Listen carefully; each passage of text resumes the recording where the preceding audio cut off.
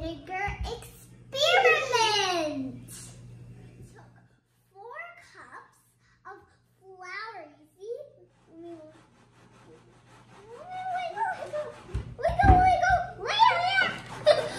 That's all. Need some vinegar and some salt.